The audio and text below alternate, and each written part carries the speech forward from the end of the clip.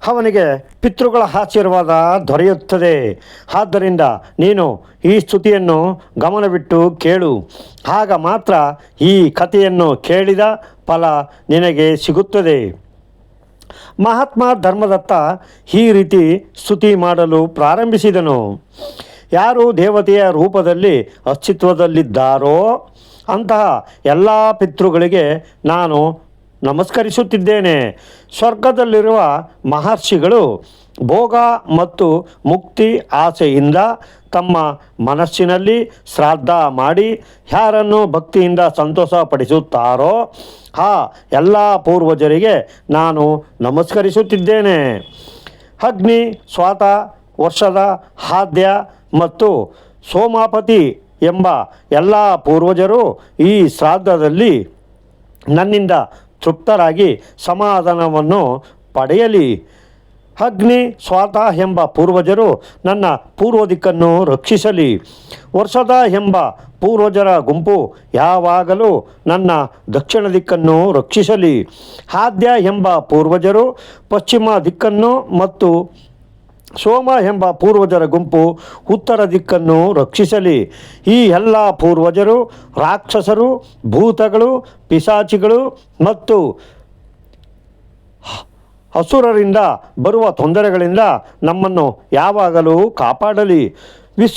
ವಿಶ್ವಭುಕ್, ಆರಾಧ್ಯ, ಧರ್ಮ, ಧಾನ್ಯ, ಶುಭಾನಂದ, ಭೂತಿದ, ಭೂತೀಕೃತ್ ಮತ್ತು ಭೂತಿ ಈ 9 ಗುಂಪಿನ ಪೂರ್ವಜರು ಕಲ್ಯಾಣ, ಕಳದಾರ, ಆಶ್ರಯ, ಕಾಳತ, ಹೇತು ಮತ್ತು ಹಣಗ ಈ 6 ಗುಂಪಿನ ಪೂರ್ವಜರು ವರ, ವರುಣ್ಯ, ವರದ, ತುಷ್ಟಿ, ಪುಷ್ಟಿ, ವಿಶ್ವ, ಪಾತ್ ಮತ್ತು ಧಾತ ಈ 7 ಗುಂಪಿನ ಪೂರ್ವಜರು ಮತ್ತು ಪಾಪಗಳನ್ನು ನಾಶ ಮಾಡುವ ಮಹಾನ್, ಮಹಾತ್ಮ, ಮಹಿತ, ಮಹಾನುವಾನ್ ಮತ್ತು ಮಹಾಬಲ ಈ 5 ಗುಂಪಿನ ಪೂರ್ವಜರು ಇವರೆಲ್ಲರೂ ಸುಖ, ಧರ್ಮದೊರೆ ಇವರ ಜೊತೆ ಸೇರಿ ತುಂಬ ಸಂತೋಷಪಟ್ಟರು.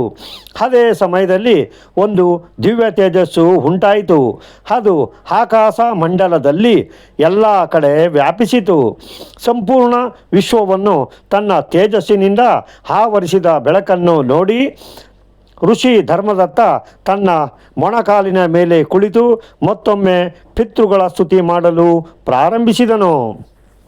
ಧರ್ಮದತ್ತನ ಸ್ತುತಿಯನ್ನು ಕೇಳಿ ಪೂರ್ವಜರು ತುಂಬ ಸಂತೋಷಪಟ್ಟರು ಮತ್ತು ಅವನ ಮುಂದೆ ಪ್ರತ್ಯಕ್ಷರಾದರು.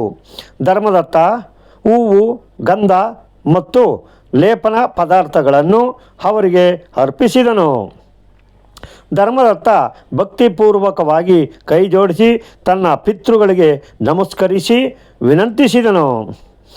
ಪ್ರಸನ್ನರಾದ ಪಿತೃಗಳು ಹೇಳಿದರು, ಧರ್ಮದತ್ತ, ನಿನ್ನ ಈ ಸ್ತುತಿಯಿಂದ ನಾವು ಅತ್ಯಂತ ಪ್ರಸನ್ನರಾಗಿದ್ದೇವೆ. ಆದ್ದರಿಂದ ಈಗ ನಿನ್ನ ಯಾವುದೇ ಇಚ್ಛೆಯನ್ನು ಸಂಕೋಚವಿಲ್ಲದೆ ಹೇಳು ಎಂದು ಹೇಳುತ್ತಾರೆ. ಆಗ ಧರ್ಮದತ್ತನು ಹೇಳುತ್ತಾನೆ, ಓ ಪಿತೃದೇವತೆಗಳೇ, ಬ್ರಹ್ಮದೇವರು ಸೃಷ್ಟಿಯನ್ನು ರಕ್ಷಿಸಲು ನನ್ನನ್ನು ಪ್ರಜಾಪತಿಯನ್ನಾಗಿ ಮಾಡಿದ್ದಾರೆ. ಆದ್ದರಿಂದ ನನಗೆ ಮಕ್ಕಳನ್ನು ಪಡೆಯಲು ಸಮರ್ಥಳಾದ, ಗುಣವಂತ ಮತ್ತು ಒಳ್ಳೆಯ ಸ್ವಭಾವದ ಪತ್ನಿ ಬೇಕಾಗಿದ್ದಾಳೆ ಎಂದು ಹೇಳುತ್ತಾನೆ. ಅದಕ್ಕೆ ಪೂರ್ವಜರು ಹೇಳುತ್ತಾರೆ, ಧರ್ಮದತ್ತ, ಇದೇ ಸ್ಥಳದಲ್ಲಿ ಈಗಲೇ ನಿನಗೆ ಸುಂದರ ಮತ್ತು ಉತ್ತಮ ಪತ್ನಿ ಸಿಗುತ್ತಾಳೆ. ಅವಳಿಂದ ನಿನಗೆ ಮಗ ಹುಟ್ಟುತ್ತಾನೆ. ಆ ಮಗನು ಬುದ್ಧಿವಂತ ಮತ್ತು ಬಲಶಾಲಿಯಾಗಿ ರೋಚ ಎಂಬ ಹೆಸರಿನಿಂದ 3 ಲೋಕಗಳಲ್ಲಿ ಪ್ರಸಿದ್ಧನಾಗುತ್ತಾನೆ. ಅವನಿಗೆ ಕೂಡ ತುಂಬ ಬಲಶಾಲಿಗಳಾದ, ಪರಾಕ್ರಮಿಗಳಾದ, ಮಹಾತ್ಮರಾದ ಮತ್ತು ಭೂಮಿಯನ್ನು ಆಳುವ ಅನೇಕ ಮಕ್ಕಳು ಇರುತ್ತಾರೆ. ಇಷ್ಟು ಹೇಳಿ ಎಲ್ಲ ಪೂರ್ವಜರು ಋಷಿ ಧರ್ಮದತ್ತನಿಗೆ ಆಶೀರ್ವಾದ ಮಾಡಿ ಆ ಜಾಗದಿಂದ ಕಣ್ಮರೆಯಾದರು. ಪೂರ್ವಜರು ಕಣ್ಮರೆಯಾದ ಕೂಡಲೇ ಅವರ ಆಶೀರ್ವಾದದಿಂದ ಅದೇ ಸಮಯದಲ್ಲಿ ಆ ನದಿಯ ಮಧ್ಯದಿಂದಲೇ ಧರ್ಮದತ್ತನ ಬಳಿ ಪ್ರಮಲೋಚ ಎಂಬ ಹೆಸರಿನ ಸುಂದರ ಮತ್ತು ಉತ್ತಮ ಅಪ್ಸರಸೆ ಒಬ್ಬಳು ಪ್ರತ್ಯಕ್ಷಳಾದಳು. ಆ ಶ್ರೇಷ್ಠ ಅಪ್ಸರೆಯು ಸಿಹಿಯಾದ ಧ್ವನಿಯಲ್ಲಿ ಮಹಾತ್ಮ ಧರ್ಮದತ್ತನಿಗೆ ಹೇಳುತ್ತಾಳೆ, ಶ್ರೇಷ್ಠ ತಪಸ್ವಿಗಳೇ, ವರುಣನ ಮಗನಾದ ಮಹರ್ಷಿ ಪುಷ್ಪರರಿಂದ ನನಗೆ ತುಂಬ ಸುಂದರವಾದ ಮಗಳು ಹುಟ್ಟಿದ್ದಾಳೆ. ನಾನು ಆ ಸುಂದರವಾದ ಮಾನಿ ಎಂಬ ಕನ್ಯೆಯನ್ನು ನಿಮಗೆ ಹೆಂಡತಿಯಾಗಿ ಮದುವೆ ಮಾಡಿಕೊಡುತ್ತೇನೆ. ನೀವು ಇವಳನ್ನು ಮದುವೆಯಾಗಿ ಈ ಮಗಳಿಂದ ನಿಮಗೆ ತುಂಬ ಬುದ್ಧಿವಂತನಾದ ಮನು ಎಂಬ ಮಗನು ಹುಟ್ಟುತ್ತಾನೆ ಎಂದು ಹೇಳುತ್ತಾಳೆ. ನಂತರ ಪ್ರಜಾಪತಿ ಧರ್ಮದತ್ತ ಆ ಅಪ್ಸರಸೆ ಕನ್ಯೆಯನ್ನು ವಿವಾಹ ಮಾಡಿಕೊಂಡನು. ವೀಕ್ಷಕರೇ, ಶ್ರೀಕೃಷ್ಣನು ಗರುಡನಿಗೆ ಹೇಳುತ್ತಾರೆ, ಗರುಡ, ಈ ರೀತಿ ಋಷಿ ಧರ್ಮದತ್ತ ತನ್ನ ಪಿತೃಗಳನ್ನು ಪ್ರಸನ್ನಗೊಳಿಸಿ ವಿವಾಹಕ್ಕಾಗಿ ಕನ್ಯೆಯನ್ನು ಪಡೆದು ತನ್ನ ವಂಶವನ್ನು ಮುಂದುವರಿಸಿದನು. ಗರುಡ, ಈಗ ನಾನು ನಿನಗೆ ಪಿತೃಗಳನ್ನು ಪ್ರಸನ್ನಗೊಳಿಸುವ ಅನೇಕ ಉಪಾಯಗಳನ್ನು ವಿಸ್ತಾರವಾಗಿ ವಿವರಿಸುತ್ತೇನೆ. ಈ ಉಪಾಯಗಳು ಮನುಷ್ಯನ ಜೀವನದಲ್ಲಿ ಪಿತೃದೋಷವನ್ನು ದೂರ ಮಾಡಲು ಮತ್ತು ಪಿತೃಗಳ ಕೃಪೆಯನ್ನು ಪಡೆಯಲು ಅತ್ಯಂತ ಅವಶ್ಯಕವೆಂದು ಪರಿಗಣಿಸಲಾಗಿದೆ. ಗರುಡ, ಪಿತೃಗಳನ್ನು ಸಂತೋಷಪಡಿಸಲು ಕೆಲವು ವಿಶೇಷ ಆಚರಣೆಗಳು, ತರ್ಪಣ ಮತ್ತು ಧಾರ್ಮಿಕ ಕೆಲಸಗಳನ್ನು ಮಾಡುವುದು ತುಂಬ ಮುಖ್ಯ. ಪಿತೃಗಳನ್ನು ಪ್ರಸನ್ನಗೊಳಿಸುವ ಮೊದಲ ಮತ್ತು ಮುಖ್ಯ ಉಪಾಯ ತರ್ಪಣ. ತರ್ಪಣ ಎಂದರೆ ನೀರನ್ನು ಅರ್ಪಿಸುವುದು. ಪಿತೃಪಕ್ಷದ ಸಮಯದಲ್ಲಿ ಪವಿತ್ರ ನೀರನ್ನು ಕೈಯಲ್ಲಿ ಹಿಡಿದು ಪಿತೃಗಳನ್ನು ಕರೆಯುತ್ತಾ ಅವರಿಗೆ ನೀರನ್ನು ಅರ್ಪಿಸಬೇಕು. ತರ್ಪಣದಲ್ಲಿ ಕಪ್ಪು ಎಳ್ಳು, ನೀರು, ಹಾಲು ಮತ್ತು ದರ್ಬೆಯನ್ನು ಬಳಸಲಾಗುತ್ತದೆ. ಈ ಕಾರ್ಯವನ್ನು ಪವಿತ್ರ ಮನಸ್ಸು ಮತ್ತು ಶ್ರದ್ಧೆಯಿಂದ ಮಾಡಬೇಕು. ಇದರಿಂದ ಪೂರ್ವಜರು ತೃಪ್ತರಾಗಿ ಪ್ರಸನ್ನರಾಗುತ್ತಾರೆ. ತರ್ಪಣ ಮಾಡುವಾಗ ಓಂ ಪಿತೃಭ್ಯ ಸ್ವಾಹ ಎಂಬ ಮಂತ್ರವನ್ನು ಹೇಳಬೇಕು. ಇದರಿಂದ ಪೂರ್ವಜರು ಸಂತೋಷಗೊಂಡು ಆಶೀರ್ವಾದ ನೀಡುತ್ತಾರೆ. ಗರುಡ ಶ್ರಾದ್ದ ಕರ್ಮವು ಪಿತೃಗಳ ತೃಪ್ತಿಗಾಗಿ ಒಂದು ಮಹತ್ವಪೂರ್ಣ ಅನುಷ್ಠಾನವಾಗಿದೆ. ಇದರಲ್ಲಿ ಪಿತೃಗಳ ಉದ್ದೇಶಕ್ಕಾಗಿ ಆಹಾರ, ಹಣ್ಣು ಮತ್ತು ವಸ್ತುಗಳನ್ನು ಅರ್ಪಿಸಲಾಗುತ್ತದೆ. ಶ್ರಾದ್ದ ಕರ್ಮ ಮಾಡುವ ವ್ಯಕ್ತಿಯು ಬ್ರಾಹ್ಮಣರಿಗೆ ಆಹಾರ ನೀಡಬೇಕು ಮತ್ತು ಅವರಿಗೆ ಬಟ್ಟೆ ಮತ್ತು ದಕ್ಷಿಣೆಯನ್ನು ನೀಡಿ ಆಶೀರ್ವಾದ ಪಡೆಯಬೇಕು. ಶ್ರಾದ್ದದ ದಿನ ವಿಶೇಷವಾಗಿ ಸಾತ್ವಿಕ ಆಹಾರವನ್ನು ತಯಾರಿಸಬೇಕು. ಅದರಲ್ಲಿ ಪಾಯಸ, ಪೂರಿ, ತರಕಾರಿ ಮತ್ತು ಇತರ ಪೌಷ್ಟಿಕ ಹಾಗೂ ತಾಜಾ ಆಹಾರ ಪದಾರ್ಥಗಳು ಸೇರಿರಬೇಕು. ಈ ಆಹಾರವನ್ನು ಪವಿತ್ರತೆಯೊಂದಿಗೆ ಪಿತೃಗಳ ಉದ್ದೇಶಕ್ಕಾಗಿ ಅರ್ಪಿಸಲಾಗುತ್ತದೆ. ಗರುಡ ಪಿತೃಗಳನ್ನು ಪ್ರಸನ್ನಗೊಳಿಸಲು ಮೂರನೆಯ ಉಪಾಯವೆಂದರೆ ಗೋವು, ನಾಯಿ, ಕಾಗೆ ಮತ್ತು ಬ್ರಾಹ್ಮಣರಿಗೆ ಆಹಾರ ನೀಡುವುದು ಅತ್ಯಂತ ಶುಭವೆಂದು ಪರಿಗಣಿಸಲಾಗಿದೆ. ಇವರಿಗೆ ಆಹಾರ ಅರ್ಪಿಸುವುದರಿಂದ ಪಿತೃಗಳು ತೃಪ್ತರಾಗಿ ಮತ್ತು ಪ್ರಸನ್ನರಾಗಿ ಆಶೀರ್ವಾದ ನೀಡುತ್ತಾರೆ. ವಿಶೇಷವಾಗಿ ಶ್ರಾದ್ದದ ದಿನ ಗೋವಿಗೆ ಹಸಿರು ಮತ್ತು ರೊಟ್ಟಿ ತಿನ್ನಿಸುವುದು ಮತ್ತು ಕಾಗೆಗೆ ಅಕ್ಕಿ ಮತ್ತು ಪಾಯಸ ತಿನ್ನಿಸುವುದು ಶುಭವೆಂದು ಪರಿಗಣಿಸಲಾಗಿದೆ. ಈ ಕಾರ್ಯಗಳನ್ನು ಮಾಡುವುದರಿಂದ ಪಿತೃಗಳ ಕೃಪೆ ಪ್ರಾಪ್ತಿಯಾಗುತ್ತದೆ ಮತ್ತು ಪಿತೃದೋಷದಿಂದ ಮುಕ್ತಿ ಸಿಗುತ್ತದೆ. ಗರುಡ ಅಶ್ವತ್ಥ ಮತ್ತು ತುಳಸಿ ವೃಕ್ಷದ ಪೂಜೆ ಮಾಡುವುದು ಪಿತೃಗಳನ್ನು ಪ್ರಸನ್ನಗೊಳಿಸುವ ಮಹತ್ವಪೂರ್ಣ ಉಪಾಯವಾಗಿದೆ. ಅಶ್ವತ್ಥ ಮರವು ಪಿತೃಗಳ ವಾಸಸ್ಥಾನವೆಂದು ಪರಿಗಣಿಸಲಾಗಿದೆ ಮತ್ತು ತುಳಸಿ ಗಿಡವು ಲಕ್ಷ್ಮೀದೇವಿಯ ಪ್ರತೀಕವಾಗಿದೆ. ಶ್ರಾದ್ದದ ದಿನ ಅಶ್ವತ್ಥ ಮತ್ತು ತುಳಸಿಯ ಪೂಜೆ ಮಾಡಿ ಪಿತೃಗಳನ್ನು ತೃಪ್ತಿಗೊಳಿಸಲಾಗುತ್ತದೆ. ಅಶ್ವತ್ಥ ವೃಕ್ಷದ ಕೆಳಗೆ ದೀಪವನ್ನು ಹಚ್ಚುವುದರಿಂದ ಪಿತೃಗಳು ಪ್ರಸನ್ನರಾಗುತ್ತಾರೆ ಮತ್ತು ಕುಟುಂಬಕ್ಕೆ ಸುಖ ಸಮೃದ್ಧಿಯ ಆಶೀರ್ವಾದ ನೀಡುತ್ತಾರೆ. ಯಾವ ವ್ಯಕ್ತಿ ಪಿತೃದೋಷದಿಂದ ಕಷ್ಟಪಡುತ್ತಾನೋ ಅವನು ಗಯಾ ಅಥವಾ ಇತರ ಪವಿತ್ರ ಸ್ಥಳಗಳಿಗೆ ಹೋಗಿ ಪಿಂಡದಾನ ಮಾಡಬೇಕು.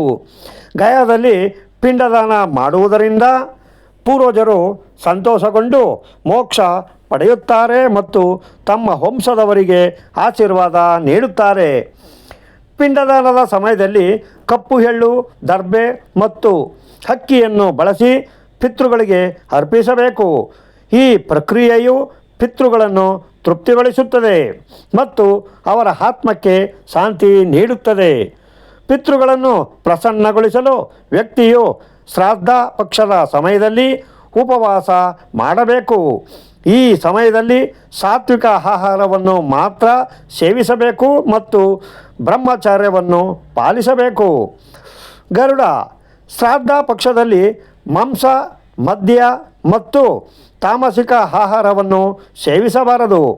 ಉಪವಾಸದ ಸಮಯದಲ್ಲಿ ಭಗವಾನ್ ವಿಷ್ಣು, ಭಗವಾನ್ ಶಿವ ಮತ್ತು ಲಕ್ಷ್ಮೀದೇವಿಯ ಆರಾಧನೆ ಮಾಡಬೇಕು. ಇದರಿಂದ ಪಿತೃಗಳ ಆತ್ಮಕ್ಕೆ ಶಾಂತಿ ಸಿಗುತ್ತದೆ ಮತ್ತು ಅವರು ಪ್ರಸನ್ನರಾಗಿ ಆಶೀರ್ವಾದ ನೀಡುತ್ತಾರೆ. ಪಿತೃಗಳನ್ನು ಸಂತೋಷಪಡಿಸಲು ಬಡವರಿಗೆ, ಬ್ರಾಹ್ಮಣರಿಗೆ ಮತ್ತು ಸಾಧುಗಳಿಗೆ ಅನ್ನದಾನ ಮತ್ತು ವಸ್ತ್ರದಾನ ಮಾಡಬೇಕು.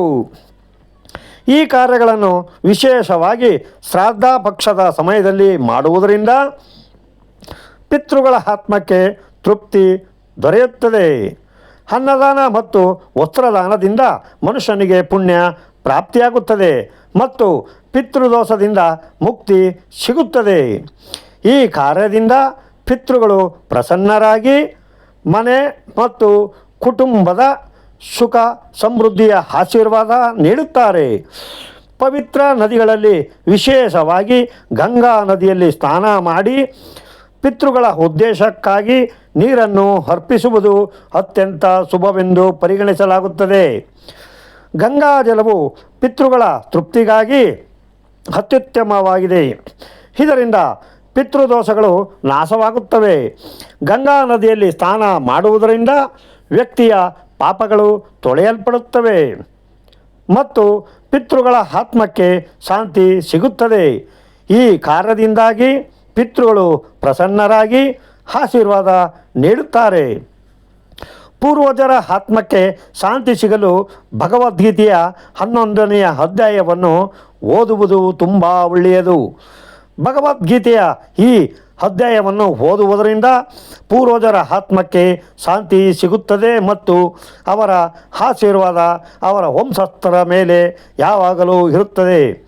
ಗರುಡ ಯಾವ ವ್ಯಕ್ತಿ ಈ ಉಪಾಯಗಳನ್ನು ಶ್ರದ್ಧೆ ಮತ್ತು ವಿಶ್ವಾಸದಿಂದ ಮಾಡುತ್ತಾನೋ ಅವನಿಗೆ ಜೀವನದಲ್ಲಿ ಎಲ್ಲ ರೀತಿಯ ಸುಖ ಮತ್ತು ಸಮೃದ್ಧಿ ಪ್ರಾಪ್ತಿಯಾಗುತ್ತದೆ. ಪಿತೃಗಳ ಕೃಪೆಯಿಂದ ಅವನ ಎಲ್ಲ ದೋಷಗಳು ನಾಶವಾಗುತ್ತವೆ ಮತ್ತು ಕುಟುಂಬದಲ್ಲಿ ಶಾಂತಿ ನೆಲೆಸುತ್ತದೆ. ಈ ಉಪಾಯಗಳನ್ನು ನಿಯಮಿತವಾಗಿ ಮಾಡುವುದರಿಂದ ಪಿತೃದೋಷದಿಂದ ಮುಕ್ತಿ ಸಿಗುತ್ತದೆ ಮತ್ತು ಪಿತೃಗಳು ಪ್ರಸನ್ನರಾಗಿ ವಂಶಜರಿಗೆ ಆಶೀರ್ವಾದ ನೀಡುತ್ತಾರೆ ಎಂದು ಶ್ರೀಕೃಷ್ಣನು ಹೇಳುತ್ತಾರೆ. ವೀಕ್ಷಕರೇ, ಈ ವಿಡಿಯೋ ನಿಮಗೆ ಇಷ್ಟವಾಗಿದ್ದರೆ ವಿಡಿಯೋನ ಲೈಕ್ ಮಾಡಿ ಮತ್ತು ಕಮೆಂಟ್ನಲ್ಲಿ ಜೈ ಶ್ರೀಕೃಷ್ಣ ಮತ್ತು ಜೈ ಮಹಾವಿಷ್ಣು ಎಂದು ಬರೆಯಿರಿ. ಹಾಗೆ ನಮ್ಮ ಚಾನೆಲ್ನ ಸಬ್ಸ್ಕ್ರೈಬ್ ಮಾಡೋದ ಮರಿಬೇಡಿ. ಮತ್ತೆ ಮುಂದಿನ ವಿಡಿಯೋದಲ್ಲಿ ಮತ್ತೆ ಬರ್ತೀನಿ. ಅಲ್ಲಿಯವರೆಗೆ ನಿಮ್ಮ ಭೇಟಿ. ನಮಸ್ಕಾರ ಸ್ನೇಹಿತರೆ.